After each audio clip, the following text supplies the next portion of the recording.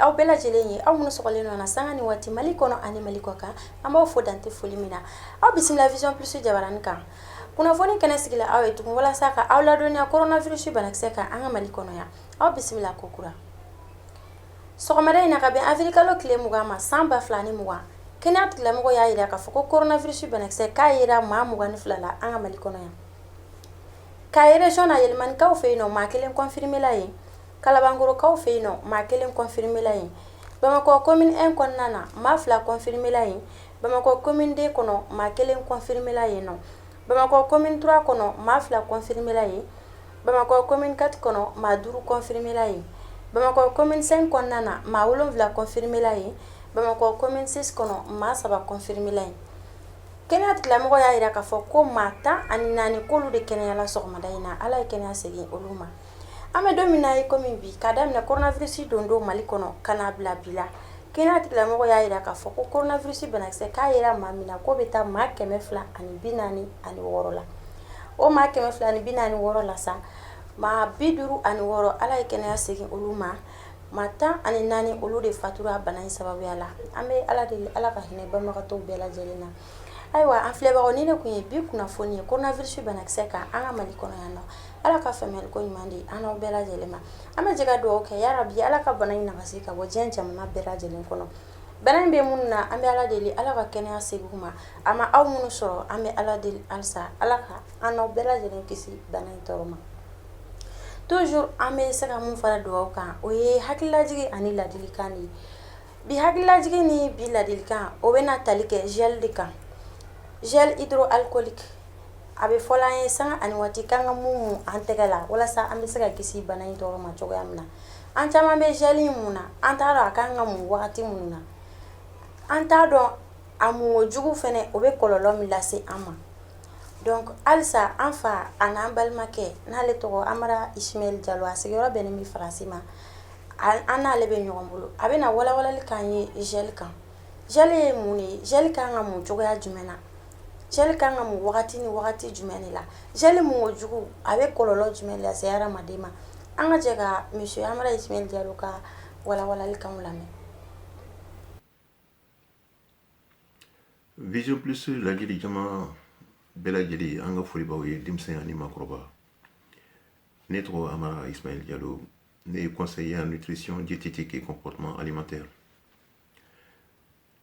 aw yɛrɛ b'a dɔn k'a fɔ an bɛ coronavirus clé de la denmisɛn ni maakɔrɔba bɛɛ b'a dɔn k'a fɔ fɛn min don n bɛna essayer ka a yira aw la bi tuguni waleya minnu tigɛlen bɛ diɲɛ seleke naani bɛɛ lajɛlen na walasa an bɛ se ka an yɛrɛ tanga bana ni kɔlɔlɔ ma o ye ka an tɛgɛ ko ji ni safinɛ la ani ka gel hydroalcoolique kan k'o utiliser en même temps ka masque fɛnɛ don donc o ye fɛn belebele 3 de ye mais fɔlɔ n'o ye masque ye filanan ni o ye hygiène des mains ye o tilalen don bolo fara 2 ye bolo fara fɔlɔ o ye ka an tɛgɛ ko ji ni safinɛ la bolo fara filanan o ye ka gel hydroalcoolique ka o utiliser mais n'a fɔra k'an k'o utiliser dɔw kɔni ye o de kɛ u tagala ye dɔw y'o k'u tagala ye tɛgɛ yɛrɛ tɛ ko donc tout le temps i b'a ye gel b'u bolo u bɛ k'u tɛgɛ désinfecter n'a ye mais aw b'a dɔn k'a fɔ ko mun de bɛ o gel nin na gel nin a dilannen don ni mun de ye aw tɛ se k'o dɔn n balimaw dɔnniya ye fɛn dɔ de ye kalan ye fɛn dɔ de ye ni mɔgɔw ma jɛ kalan na i ka kalan ma nafa foyi ɲɛ ye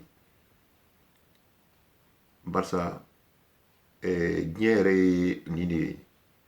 dɔ bɛ dɔ dɔn dɔ t'o dɔn dɔ bɛ dɔ bolo o tɛ dɔ bolo an bɛ ɲɔgɔn dɛmɛ de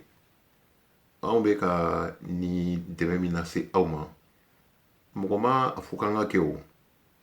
an ye a lajɛ de k'a fɔ an bɛ se ka dɛmɛ don mɔgɔw ma cogo min na an bɛ taa nin de sira fɛ gel ye mun ye gel dilannen don ni alcool ni fɛn damadɔw de ye u tɔgɔw fɔli yɛrɛ man di yɛrɛ mais aw t'a dɔn a b'a fɔ dɔrɔn k'aw ka utiliser aw kɔni b'a ye ten dɔrɔn a bɔra tubabu la an b'a utiliser mais est-ce que kɔlɔlɔ b'a kɔfɛ wa est-ce que a bɛ mun de lase an ma n'an y'a utiliser a bɛ utiliser dɛ non a bɛ utiliser mais bi tile in de la a bɛ fɔ k'an ka utiliser même mais en temps normal mɔgɔw tɛ gel utiliser parce que a bɛ utiliser yɔrɔ minnu na o ye dɔgɔtɔrɔsow de ye ani dispensaires ani mɔgɔkɔrɔba ninnu bɛ personnes âgées ninnu bɛ mara yɔrɔ min na ani denmisɛnninw ka ekɔlisow a bɛ utiliser olu de la parce que il y a une question d'hygiène ou bien dans le domaine agroalimentaire dumuni ninnu bɛ dilan yɔrɔ min na usine minnu na on est obligé k'a utiliser pour la sécurité des aliments. Ayiwa, gel. Le gel est composé à 80% d'éthanol et le reste des 20% olu ye produit de ye o produit ninnu i b'a sɔrɔ produit dɔw b'o la o produit ninnu ye produit toxique ye anw yɛrɛ ma ani an yɛrɛ ka environnement ma o produit ninnu na n ye min sama ka bɔ a la ni olu o yɛrɛ de ka gɛlɛn ma kosɛbɛ o ye triclosan ye a tɔgɔ tɛ foyi fɔ aw ye parce que aw t'a dɔn ani triclocarbon o ye produit fila ye o produit fila ninnu bɛɛ bɛ sɔrɔ gel la n'i y'a ye n bɛ bɔ ka kuma yɛrɛ a kan parce que a tiɲɛni ka bon a bɛ se ka kɛ tiɲɛniba yɛrɛ ye tiɲɛni ni min tɛ se ka réparer yɛrɛ diɲɛ yɛrɛ kɔnɔ tuguni o ye mun ye barisa triclosan ani triclocarbon a bɛ se ka kɛ sababu ye mɔgɔ min de b'a utiliser tiɲɛ caman n'a sɔrɔla denmisɛnnin don a bɛ san 20 na ou bien san 25 ou bien san 30 n'a commencera ka utiliser a ka jeunage kɔnɔna na a bɛ se ka kɛ sababu ye a tigi ka densɔrɔ bɛ jɔ définitivement barisa ale tɔgɔ de olu tɔgɔ minnu b'a la tɔgɔ man yɛrɛ de ko perturbateur endocrinien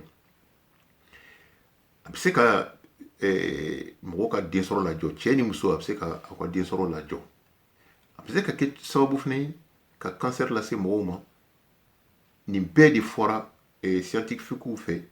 mais mɔgɔ minnu bɛ gel ninnu dilan olu ye bɛ ka nin bɛɛ de dogo mɔgɔw la barisa u b'a fɛ u ka fɛn ka feere i y'a faamuya donc gel hydroalcoolique a bɛ utiliser tɛgɛ bɛ ko mais tɛgɛ bɛ ko ni mun ye tɛgɛ bɛ ko ni safunɛ ye ani ji mais pour que an bolo ka se ka saniya an ka se ka tanga bana nin ma mun de don an kan ka mun kɛ ji ani safunɛ bon an da bɛna se o safunɛ ji fɛnɛ ma safunɛ ji ani safunɛ normal n'o o ye mais min recommandelen don k'an k'an tɛgɛ ko ni safunɛ ji ma ye fɛn min tɛ dilan ibara n'i bɛ se k'o remplacer ni fɛn wɛrɛ ye i b'o remplacer n'o ye donc anw fɛ yan kulukɔrɔ safunɛ bɛ yan ne b'o de recommander parce que ne ye n ka kalanw bɛɛ bɛn an yɛrɛ ka fɛn dilantanw de ma fɛn minnu b'anw yɛrɛ bolokɔrɔ an ka bamanan fɛnw ne ka dɔnniyaw bɛɛ bɛnnen bɛ o de ma n bɛ se ka to fɔ mɔgɔw ye n bɛ se ka ɲɛngini fɔ mɔgɔw ye mais n'i y'a ye n bɛ kulukɔrɔ safunɛ fɔ c'est parce que o de b'an bolokɔrɔ wa n y'a lajɛ fɛnɛ k'a fɔ kulukɔrɔ safunɛ a tɛ tiɲɛni na don an ma barisa n filɛ ka fɛn minnu fɔ nin ye tan olu tɛ a la mais safunɛ jima ninnu fɛn wɛrɛ bɛ olu la olu fɛnɛ man ɲi an ka santé ma donc ni an bɛ yɔrɔ la yɔrɔ min ni an tɛ ji sɔrɔ n'an tɛ safunɛ sɔrɔ gel hydroalcoolique a jɔyɔrɔ filɛ nin ye a yɛrɛ jɔyɔrɔ filɛ nin ye bi bi in na an bɛ yɔrɔ tile min na bi bi in na ni i tɛ ji ma yɔrɔ la robinet t'i kɛrɛfɛ tasale t'i kɛrɛfɛ ji sanuman bɛ yɔrɔ min na ou bien ji min bɛ kule i y'a faamuya a ka kɛ sisan i bɛ kuluma yɔrɔ dɔ la ji bɛ ka jigin i bɛ se k'i tigɛ ko parce que a bɛ fɔ o de ma ko eau courante Donc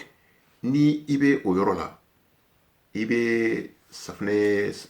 ni safunɛ b'i bolo i bɛ i bolo safunɛ in minɛ i bolo la ka a jɔ worobinɛ kɔrɔ ni worobinɛ don i b'i bolo don a worobinɛ kɔrɔ la k'i tɛgɛ ni safunɛ ko ɲɔgɔn fɛ bien n'i tilal'o la tuma min na i bɛ sɔrɔ ka safunɛ in da kɛrɛfɛ k'i tɛgɛ ko tuguni ka i tɛgɛ rɛrɛse ni eau claire ye mais ni o ma kɛ ni e bɛ yɔrɔ la sisan yɔrɔ min i yɛrɛ b'a dɔn k'a fɔ i magara fɛn dɔ la fɛn min ni i ɲinɛna ka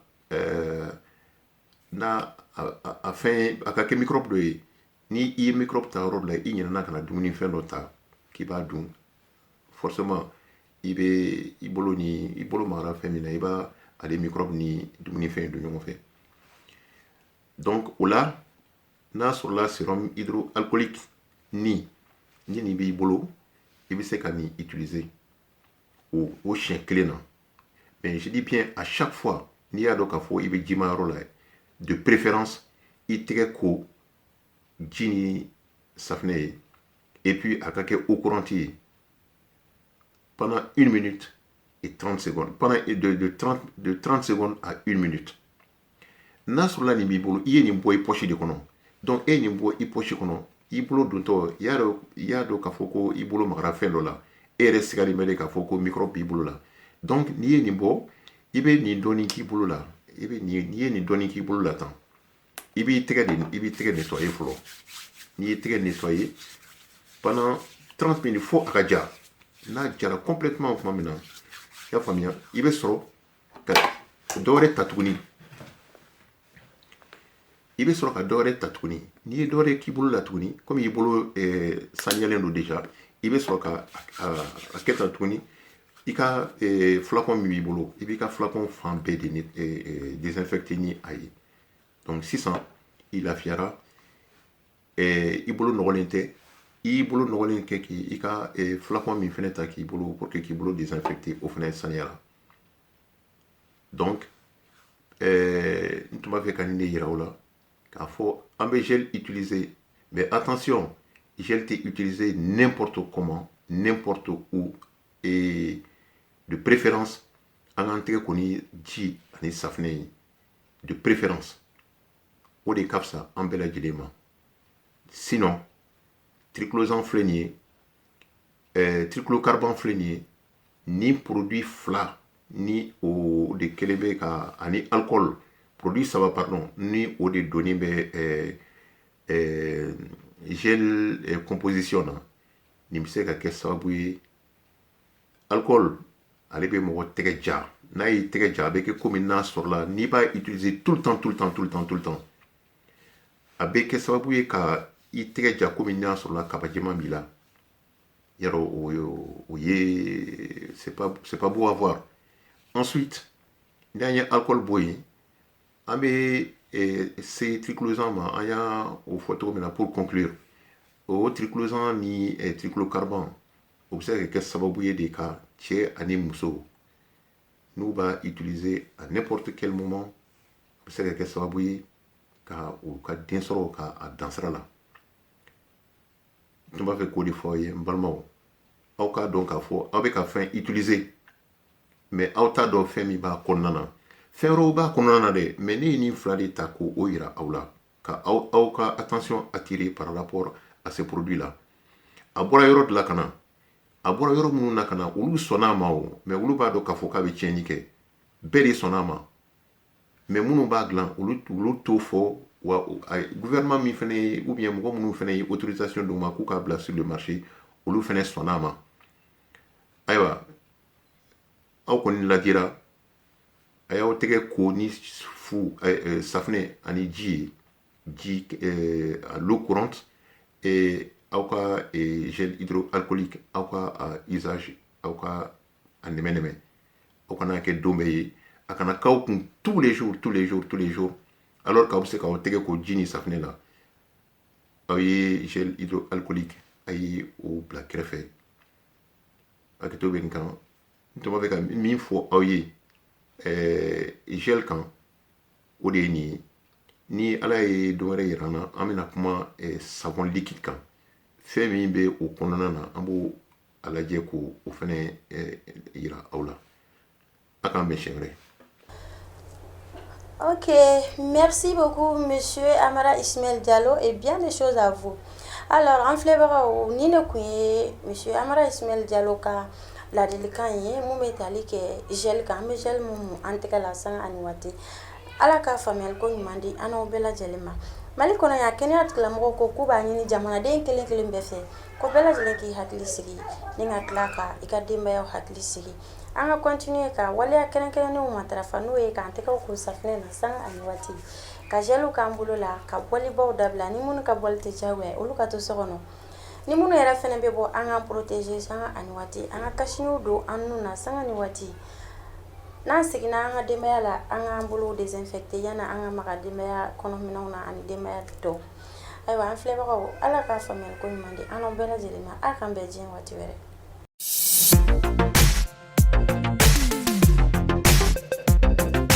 Vision Plus Plus TV, votre web TV de référence. Société, Économie, politique, sport, art et culture. où que vous soyez, Qui que vous soyez, Vision Plus Plus TV vous garantit le plan de divertissement, de détente de découverte et d'information. Vision Plus Plus TV, la télé qui assure la visibilité.